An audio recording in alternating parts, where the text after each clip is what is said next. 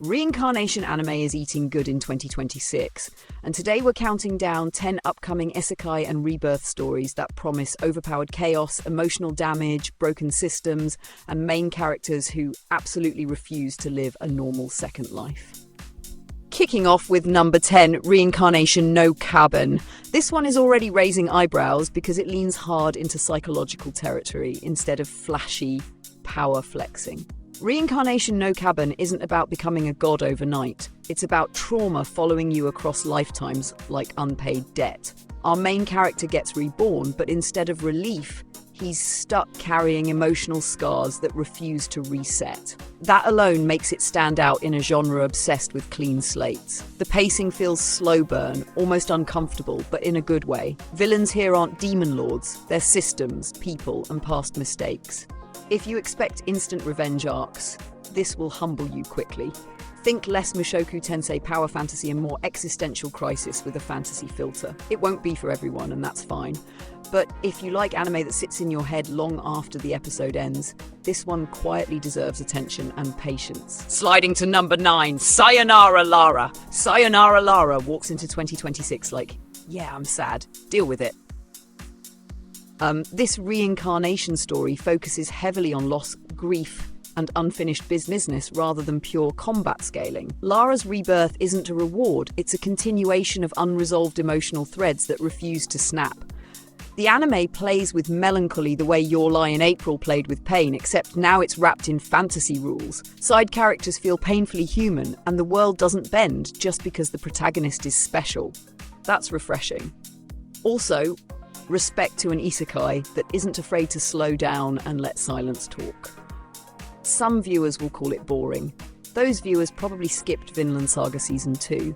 Sayanara Lara isn't trying to dominate charts, it's trying to hurt you gently, then leave you staring at the credits questioning life choices. Landing on number 8, Higeki no Genkienkyu. Season 2, yes, the title is still long enough to be a light novel villain on its own, but Season 2 is where things get dangerous. The last boss queen flips the reincarnation villain trope by making the protagonist painfully self-aware of her future evil path.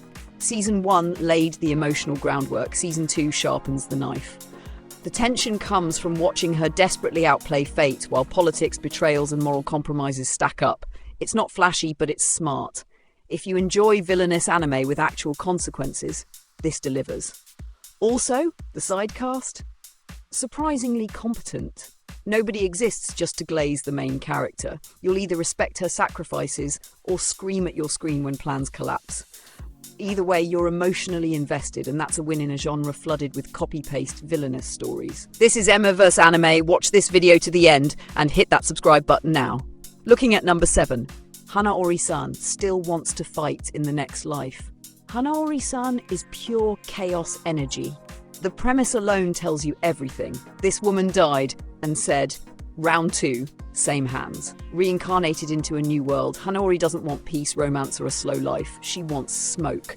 The anime leans heavily into comedy action, roasting the idea that rebirth automatically equals personal growth. Hana Orian refuses character development in the funniest way possible. The fights are exaggerated, the expressions wild, and the tone unapologetically loud. It's not deep, but it's self-aware. Think Konosuba if one character was permanently locked into battle mode.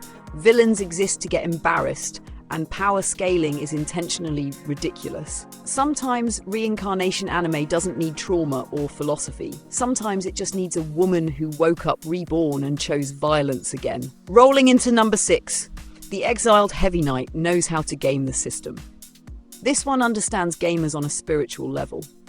The protagonist gets exiled for being useless, except the system is broken, and he's the only one who realizes it. Classic setup, but executed with confidence. Instead of brute force, he min-maxes stats, abuses mechanics, and turns overlooked skills into absolute nightmares. Watching nobles panic as their assumptions crumble is extremely satisfying. The anime treats RPG logic like gospel, which makes every win feel earned. It's not reinventing isekai, but it polishes the formula nicely. If you enjoyed Overlord strategic dominance or Log Horizon's system abuse, this scratches that itch. Also, the political drama adds spice. Nothing beats arrogant elites getting outplayed by someone they threw away. That never gets old, ever. Sliding confidently to number 5, Easygoing Territory Defense by the Optimistic Lord. This anime is deceptively chill. The title sounds like background noise, but the execution carries weight. Our reincarnated lord isn't overpowered in combat, he's overpowered in management. Territory building, diplomacy and community growth take center stage. Watching villages evolve into thriving regions is weirdly addictive. The optimism isn't annoying either, it's grounded in logic and effort. Enemies underestimate him constantly, and that's their first mistake. This anime rewards patience and smart planning over brute strength.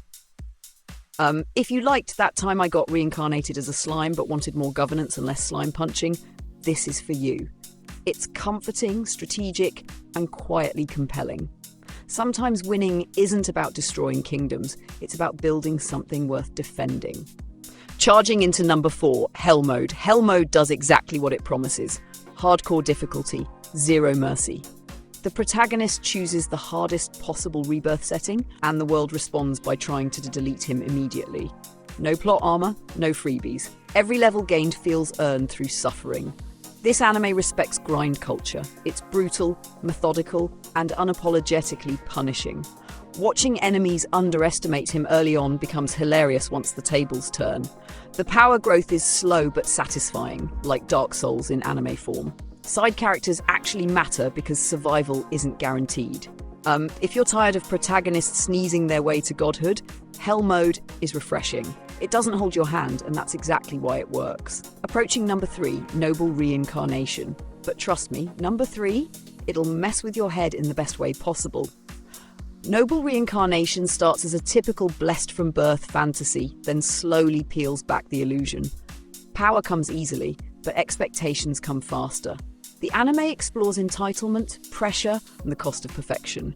Everyone assumes the protagonist will succeed, which ironically becomes the real conflict.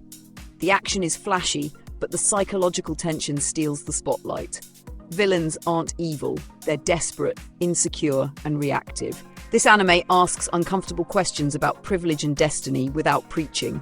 You'll start hyped, then slowly realize you're watching a character suffocate under greatness.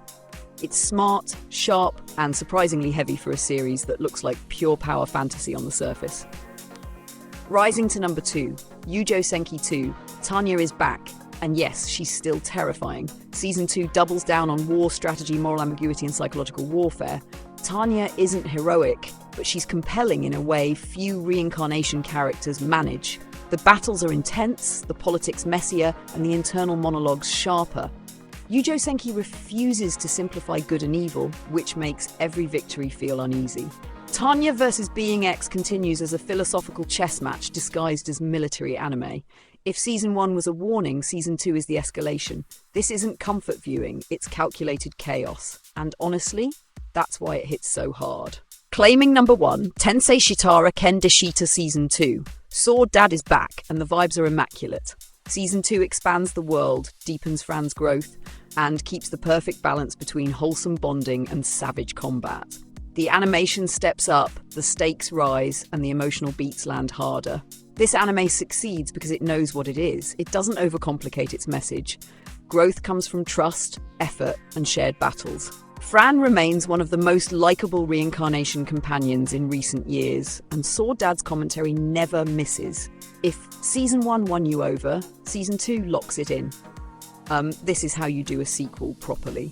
So yeah, 2026 is stacked with reincarnation anime that actually tries something new, whether through pain, politics, comedy, or straight-up suffering. Drop your rankings below, argue respectfully, like the video, subscribe for more anime chaos, and tell me which one you're betting everything on this year.